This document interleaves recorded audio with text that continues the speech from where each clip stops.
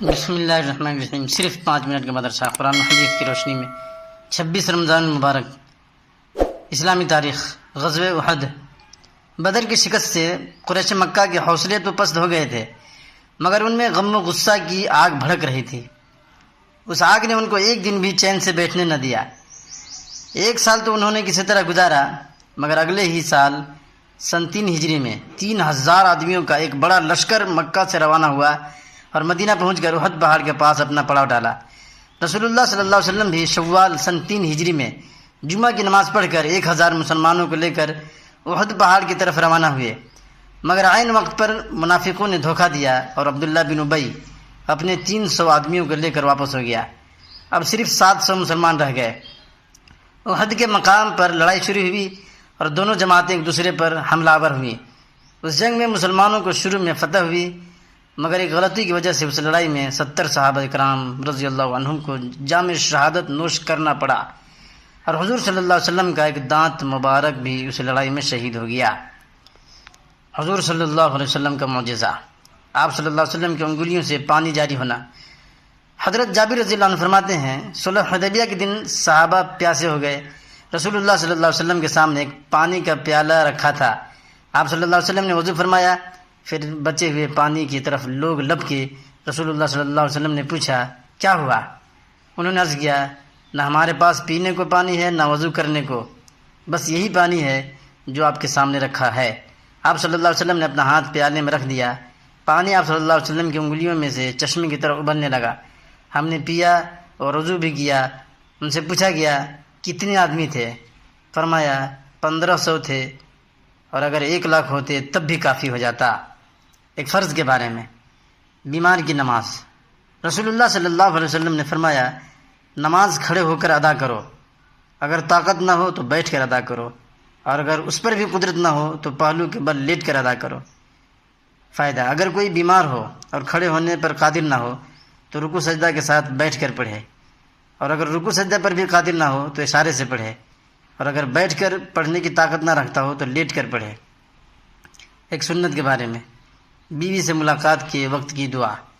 رسول اللہ صلی اللہ علیہ وسلم نے فرمایا، جب کوئی شخص اپنی بیوی کے پاس تنہائی میں آئے اور یہ دعا پڑھے، بسم اللہ اللہم جنبنا الشیطان وجنب الشیطان ما رزقتنا۔ ترجمہ، اللہ کے نام سے شروع کرتا ہوں، اے اللہ ہمیں شیطان سے بچا، اور جو اولاد ہمیں عطا کرے اس کی بھی شیطان سے حفاظت فرما۔ تو اس کے بعد جو اولاد پیدا ہوگی شیطان اس کو کبھی نقصان نہیں پہنچا سکتا۔ ایک اہم عمل کی فضیلت، مسلمان کی ضرورت پوری کرنا۔ رسول اللہ صلی اللہ علیہ وسلم نے فرمایا، مسلمان کا بھائی ہے، لہذا نہ اس پر ظلم کرے اور نہ اس کو بے یار و مددگار چھوڑے۔ جو شخص اپنے بھائی کی ضرورت پوری کرنے میں لگا رہے، اللہ تعالیٰ اس کی ضرورت کو پورا کرنے میں لگے رہتے ہیں، اور جو شخص کسی مسلمان سے ایک پریشانی کو دور کرے گا، اللہ تعالیٰ قیامت کے دن اس کی پریشانی دور کر دے گا، اور جو کسی مسلمان کے عیب کو چھپائے گا تو اللہ تعالیٰ قیامت کے دن اس کے عیب کو چھپائے گا۔ ایک گناہ کے بارے میں، ناپ تول میں کمی کرنا۔ قرآن میں اللہ تعالیٰ فرماتا ہے، بڑی بربادی ہے ناپ تول میں کمی کرنے والوں کے لیے کہ جب لوگوں سے کوئی چیز ناپ کر لیتے ہیں تو پورا بھر کر لیتے ہیں، اور جب لوگوں کو کوئی چیز پیمانے سے ناپ کر یا وزن کر کے دیتے ہیں تو اس میں کمی کر دیتے ہیں۔ دنیا کے بارے میں، دنیا کی محبت۔ قرآن میں اللہ تعالیٰ فرماتا ہے، یہ لوگ دنیا سے محبت رکھتے ہیں اور اپنے آگے آنے والے ایک بھاری دن کو چھوڑ بیٹھے ہیں۔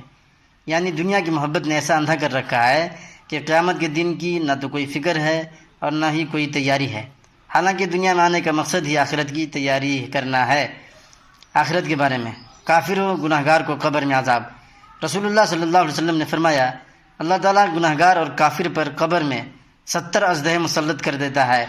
اگر ان میں سے ایک بھی اژدہا زمین پر فنکار مار دے تو قیامت تک زمین کچھ بھی نہیں اگائے گی۔ قبر میں قیامت کے دن تک وہ اژدہے اسے نوچتے اور ڈنک مارتے رہیں گے۔ طب نبوی سے علاج، گردے کی بیماریوں کا علاج۔ رسول اللہ صلی اللہ علیہ وسلم نے فرمایا، پہلے کے درد کا سبب گردے کی نس ہے، جب وہ حرکت کرتی ہے تو انسان کو تکلیف ہوتی ہے، اور اس کا علاج گرم پانی اور شہد سے کرو۔ فائدہ، گردہ میں جب پتھری وغیرہ ہو جاتی ہے تو کولہوں میں درد ہوتا ہے، بلکہ اکثر اسی درد ہی کی وجہ سے بیماری کا پتہ چلتا ہے۔ اس کا علاج آپ صلی اللہ علیہ وسلم نے یہ بتلایا کہ گرم پانی اور شہد ملا کر پیو۔ نبی پاک صلی اللہ علیہ وسلم کی نصیحت۔ رسول اللہ صلی اللہ علیہ وسلم نے فرمایا اللہ تعالیٰ رات کے آخری حصہ میں بندہ سے بہت زیادہ قریب ہوتے ہیں، اگر تم سے ہو سکے تو اس وقت اللہ تعالیٰ کا ذکر کیا کرو۔ مستدرک حاکم، حدیث نمبر 1162۔